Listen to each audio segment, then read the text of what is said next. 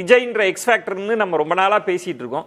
Ground எப்படி இருக்கு? இப்போ ஷபீர் இந்த தலைப்புக்கான முதன்மை புள்ளியா அவர் தொடங்கி வச்சது ஒரு முனை தாவேக்கா இருக்கு, மறுமுனை திமுக அதிமுகன்னு மாறிக்கிட்டு இருக்கு. கிட்டத்தட்ட வெற்றி பெறுவதற்கான வாய்ப்பு இருக்கு, சீட் கன்வெர்டபிலிட்டிக்கான வாய்ப்பு இருக்கு, ரெண்டு அணியையும் டேமேஜ் பண்ணியிருக்கிறாருன்ற இடத்தெல்லாம் அவர் சுட்டி காட்டினாங்க. உங்க பார்வை என்ன? இல்ல, முதல்ல நான் ஒரு சில 2-3 விஷயங்களை பேசிட்டு அதன் பிறகு நான் நீங்க கேட்ட கேள்விகளுக்கு வரேன். முதல்ல பாத்தீங்கன்னா, இந்த பணம் என்னமோ புதுசா கொடுத்துருக்குறாங்க, அதிக அளவுல கொடுத்துருக்காங்க அப்படின்லாம் நண்பர் ஷபீர் பேசினாரு. 2016ல இந்தியாவிலேயே முறையா தேர்தல் பணம் கொடுத்ததற்காக ரத்து செய்யப்பட்டது தமிழ்நாட்டில். 2017ல ஒரு பை எலெக்ஷன்ல கிட்டத்தட்ட 100 கோடி ரூபாய் செலவு செய்யப்பட்டிருக்கிறது அப்படின்னு சொல்லி அந்த பை எலெக்ஷனை ரெசின் பண்ணது தமிழ்நாட்டில். 2019ல ஒரு குடோன்ல இருந்து கிட்டத்தட்ட 12 கோடி ரூபாய் எடுத்திருக்காங்கன்னு சொல்லிட்டு வேலூர் நாடாளுமன்ற தேர்தலை ரெசின் பண்றது தமிழ்நாட்டில். ஸோ தமிழ்நாட்டில் மட்டும்தான் இந்தியாவிலேயே எனக்கு தெரிஞ்சு 4 எலெக்ஷனை ரெசின் பண்ணது, எலெக்ஷனை ரத்து பண்ணது. கம்ப்ளீட்டா பணம் அதிகமா இருக்கு, வாக்காளர்களை பணம் கொடுத்து விலைக்கு வாங்குறாங்க, இந்த வேட்பாளர்கள் இந்த தேர்தலே இந்த இடங்கள்ல எங்கேயுமே நடக்கும். இது ஒன்னும் நீங்க விஜய்னு வச்சு பேச வேண்டாம்ன்றீங்க. ஏதோ விஜய்க்காக கொடுத்தாங்க, பயந்து கொடுத்தாங்கன்னு சொல்லாதீங்கன்னு சொல்ல வரீங்க. விஜய் இல்ல விஜய்க்காக ஒரு 1000 ரூபாய் எக்ஸ்ட்ரா கொடுத்துருக்கலாம், நான் இல்லைன்னு சொல்ல வரல. விஜயோட ஃபேக்டரு இது மைனஸ் ஆகும். உங்களுக்கு எல்லா தொகுதிகள்லயுமே வெற்றி விகிதம், அதாவது இந்த மார்ஜின் ஆஃப் விக்டரி கம்மியா இருக்கும், அதனால ஓட்டு எப்படி பிரியும் தெரியாது, அதனால நம்ம கொஞ்சம் எக்ஸ்ட்ரா பணம் கொடுக்கலாம் நினைச்சிருக்கலாம். ஆனா கடந்த தேர்தலே 500 ரூபாய் ஓட்டுக்கு கொடுத்தது, 1000 ரூபாய் ஓட்டுக்கு கொடுத்ததெல்லாம் நடக்கதான் நடந்தது. தமிழ்நாட்டுல இது புதுசா நடக்காம முதல் முறையா தேர்தல் சந்திக்கும் கட்சிகள் முதல் முறையா போய் பணம் கொடுத்தாங்க அப்படின்னு பேசுறது சரியில்லைன்னு நீங்க சொல்றதுல ஒரு நுணுக்கமான பாயிண்ட் சிவப்பிரியன்.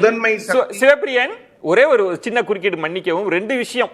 ஏதோ போலிங் அதிகமானதுக்கும் தாவேக்கா தான் காரணம், பணம் அதிகமா கொடுத்ததுக்கும் தாவேக்கா தான் காரணம்லாம் ஒண்ணு அப்படி ஒரு உரிமை கோரல் வேண்டான்றீங்க, இயல்பா நடக்குதுன்னு சொல்ல வரீங்க. இல்ல, பணத்துக்கு நிச்சயமா தாவேக்கா உரிமை கோரவே முடியாது, அவங்க சொல்லவே முடியாது அந்த விஷயத்துல. ஏன்னா நிறைய இடங்கள்ல அவங்களும் கொடுக்கதான் செஞ்சிருக்காங்க, கொடுக்காமலாம் இல்ல. அடுத்து எப்படி பாக்குறீங்க இந்த ஓட்டுகளா, எப்படி பாக்குறீங்க சிவப்பிரியன்? ஓட்டு யங் பீப்புள் போய் ஓட்டு போட்டது நிச்சயமா விஜய்க்காக தான். அதை நான் முழுமையா ஏத்துக்கிறேன், 100% ஏத்துக்கிறேன். இதுவரை பாலிடிக்ஸ், அதாவது அரசியலே பேசாத இளைஞர்கள் அரசியல் பேச வைத்து அவர்களை கிட்டத்தட்ட போலிங் பூத் வரைக்கும் கொண்டு போயிட்டு அவங்க எல்லாருமே ப்ரிப்பேர்டா போனாங்க. வீட்லயே பூத் ஸ்லிப் எடுத்துக்கிட்டு அவங்க நம்பர் என்னன்னு பார்த்துக்கிட்டு எல்லாத்தையும் எடுத்துட்டு போய் அவங்க யாரோட ஹெல்ப்பையும் கேட்கல, நேரா போனாங்க, அவங்க விசில் சின்னத்துக்கு ஓட்டு போட்டாங்க. வெளியில இன்ஸ்டாகிராமுக்காக ஒரு பிக்சரை போட்டு இன்ஸ்டாகிராம்லயும் ட்விட்டர்லயோ இல்ல ஃபேஸ்புக்லயோ அந்த பிக்சரை லோட் பண்ணாங்க. இதெல்லாம் அந்த பசங்க, அந்த இளைஞர்கள் பண்ணாங்க. ஒரு சில பகுதிகளில் பெண்களும் இதை செய்தார்கள். இதை நான் ஏற்றுக்கொள்கிறேன்.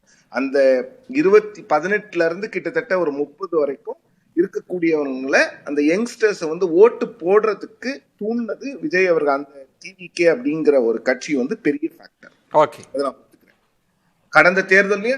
கடந்த தேர்தலையும் அவங்க எல்லாம் வாக்களிச்சிருக்காங்க. நம்ம இம்பாக்ட் பேசுனீங்கன்னா நல்லா இருக்கும். உங்களுக்கு நேரமின்மை வந்துடக்கூடாதுன்றதுக்காக இம்பாக்ட் எப்படி இருக்க போகுது? ஏன்னா எல்லாரும் அதை தொட்டு பேசிட்டாங்க. இம்பாக்ட பத்தி நீங்க என்ன நினைக்கிறீங்க? என்ன தாக்கத்தை ஏற்படுத்த போற? இம்பாக்ட் விஜய் ஒரு பெரிய டிஸ்ரப்டரா தமிழ்நாடு பாலிடிக்ஸ்ல இருப்பாரு. அவர் 2 கட்சிகளினுடைய வாக்குகளை எடுக்கிறாருன்னு நான் சொல்றேன். ஆனா பெருமளவுல அவர் அதிமுகவினுடைய வாக்குகளை நான் பார்த்த வரைக்கும், நான் பேசின வரைக்கும், நான் என்னுடைய எக்ஸ்பீரியன்ஸ்ல இருந்து தான் பேச முடியும். நான் பேசின வரைக்கும் நிறைய பேர் இதற்கு முன்னால் அதிமுகவுக்கு வாக்களித்தவர்கள் இந்த முறை நாங்க விஜய்க்கு வாக்களிக்கலாம் இருக்கிறோம், ஒரு மாற்றம் வேணும் அப்படின்னு அவங்க சொல்றத கேட்க முடிஞ்சது. நிறைய மைனாரிட்டிஸும் குறிப்பா கிறிஸ்டியன்ஸ் அண்ட் முஸ்லிம்ஸ்ல வந்து யங்ஸ்டர்ஸ் வந்து குறிப்பா பெரியவங்க பேச்செல்லாம் கேட்காம நாங்க இந்த முறை விஜய்க்கு தான் போட போறோம் அப்படின்னு வீட்டுக்குள்ளேயே சொல்றதையும் வெளியிலயும் நம்மளால பார்க்க முடிஞ்சது. அதை நான் இல்லைன்னு சொல்ல, 2 பேருடைய வாக்குகளையும் எடுக்கிறாரு. பட் பெருமளவுல நான் என்னுடைய அனாலிசிஸ் என்னன்னு பாத்தீங்கன்னா, அவர் வந்து திமுக வாக்குகளை விட அதிமுக வாக்குகளை அதிகமாக எடுப்பார். அதுதான் நான் ஃபீல்ட்ல கிரவுண்ட்ல பார்த்தது, அப்படிதான் நான் பார்த்தேன். அப்ப ஒரு கேள்வி, திமுக வாக்குகளை எடுக்க மாட்டாருன்னு சொல்லவே இல்லை.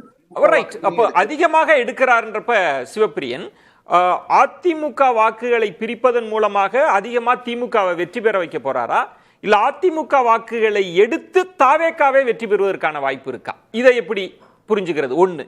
ரெண்டாவது, திமுக வாக்குகளை எடுப்பதன் மூலம் அதிமுகவை ஜெயிக்க வைக்க போறாரா? இல்ல, அங்கதான் நீங்க வந்து ராம்கி சொன்ன விஷயத்துல நான் உடன்படுறேன். இது வந்து 234 தொகுதிகளுக்கான தேர்தல். ஒவ்வொரு தொகுதியிலையும் ஒவ்வொரு ஜோனுக்கும் வந்து உங்களுக்கு ஸ்ட்ராட்டஜி மாறுது. ஒரு இடத்துல வந்து தாவேகா வந்து திமுகவை வந்து அஃபெக்ட் பண்ணாங்கன்னா அடுத்த கான்ஸ்டிடன்சில அவங்க பெருமளவுல அதிமுகவை அஃபெக்ட் பண்றாங்க. ஸோ மைனாரிட்டிஸ் அதிகமாக இருக்கக்கூடிய கான்ஸ்டிடன்சில பாத்தீங்கன்னா அங்க திமுக வந்து தாவேகாவிடம் தங்களுடைய வாக்குகளை பறிகொடுத்து விடக்கூடாது அப்படின்னு அவங்க ஒரு ஸ்ட்ராட்டஜி எடுக்கிறாங்க. அதிமுகவினுடைய வாக்குகள் எங்க பறி போகுமோ அங்க அதிமுக ஸ்ட்ராட்டஜி எடுக்கிறாங்க. இது வந்து அர்பன் ஏரியாஸ்ல வந்து பெருமளவுக்கு உங்களுக்கு வந்து தாவேகா வந்து அர்பன் ஏரியாஸ்ல கம்ப்ளீட்டாவே ட்ரையாங்குலர் ஃபைட்டா தான் இருக்கு. அதை ஏற்றுக்கொண்டுதான் ஆகணும். அதுல வந்து எந்த பிரச்சனையும். ரூரல்ல, கிராமப்புற பகுதியில் அப்படி இல்லைன்றீங்க. பட் ரூரல் ஏரியா, கிராமப்புற பகுதிகளில் அது வந்து ஒவ்வொரு இடங்கள்ல, இப்ப நீங்க வந்து திருச்செங்கோடு தொகுதி எடுத்துக்கிட்டீங்கன்னா அங்க வந்து தாவேக்கால ஒரு ஸ்டார் வேட்பாளர் இருக்கிறாரு. மக்களுக்கு ஓரளவுக்கு பரிச்சயமானவர், ஒரு இந்திய ஒரு கவர்மெண்ட் சர்வீஸ்ல இருந்து வந்தவர். ஸோ அவரை வந்து நீங்க மற்ற கேண்டிடேட்ஸோட கம்பேர் பண்ண முடியாது. அதே மாதிரி அந்த மாதிரி பாக்கெட்ஸ்ல நீங்க ரூரல் கான்ஸ்டிடன்சி எடுத்துக்கிட்டீங்கன்னா அங்கெல்லாம் பேசலாம், பெட்டரா பெர்ஃபார்ம் பண்ணும். ஒரு பிரேக் எடுத்துட்டு பேசலாம் சிவபிரியன். நீங்க சொன்னதுல முக்கியமான அம்சம்ன்றது ரூரல் அர்பன்னு பிரிக்க வேண்டியிருக்கு. ஒவ்வொரு மண்டலத்திலும் அவர் ஒவ்வொருத்தர டேமேஜ் பண்றாரு அப்படின்னா அப்ப இது கடுமையான திமுகவுக்கும் அதிமுகவுக்குமான மாறுது, ஒரு போட்டியா மாறி இருக்கு. அப்ப அதுல யாருக்கு அட்வான்டேஜ் இருக்க போகுதுன்ற கேள்வி எல்லாம் நீங்க பேசுனதுல இருந்து வருது. அதை பத்தி நம்ம பேசலாம்.